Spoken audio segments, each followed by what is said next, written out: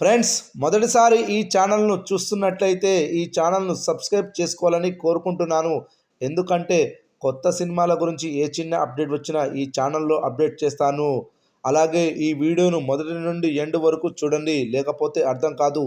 బాల నటుడిగా వెండితెర అరంగేట్రం చేసి తనకంటూ చిన్నతనంలోనే ప్రత్యేకమైన గుర్తింపు తెచ్చుకున్న తేజ సజ్జా పెద్దయ్యాక హీరో అవుతాడని, హీరోగా సక్సెస్ కూడా అవుతాడని ఎవరు ఊహించలేకపోయారు. పెద్దయ్యాక ఓబీబీ చిత్రంతో ఆయన ప్రేక్షకుల ముందుకే వచ్చాడు. ఆ తర్వాత జాంబిరెడ్డి, ఇష్క్, అద్భుతం వంటి సినిమాలు చేశాడు, కానీ పెద్దగా వర్కౌట్ అవ్వలేదు. ఈ 3 సినిమాల తర్వాత వచ్చిన హనుమాన్ చిత్రం మాత్రం తేజ సజ్జా జాతకాన్ని మార్చేసింది. చిన్న సినిమాగా విడుదలై ప్రపంచవ్యాప్తంగా ఈ చిత్రం 400 కోట్ల రూపాయల పైగా గ్రాస్ వసూళ్లను రాబట్టి సంచలనం సృష్టించింది. ఇక నేడు విడుదలైన మిరాయి చిత్రానికి కూడా ఓపెనింగ్స్ అదిరిపోయాయి.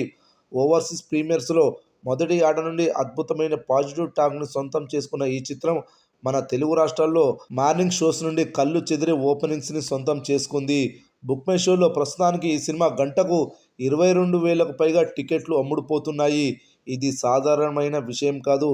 ఈ ఏడాది స్టార్ హీరోల సినిమాలకు కూడా ఈ రేంజ్ అడ్వాన్స్ బుకింగ్స్ జరగలేదు. ఓవర్సీస్లో కూడా ప్రీమియర్స్తో కలిపి మొదటి రోజు ఈ సినిమా $1 మిలియన్ గ్రాస్ వసూలు చేసింది. ఇక హిందీ వర్షన్స్ కలెక్షన్స్ కూడా బాగా పుంజుకున్నాయి. ఫస్ట్ షోస్ మరియు సెకండ్ షోస్ రికార్డు స్థాయిలో ఆక్యుపెన్సీలు నమోదవుతున్నాయి.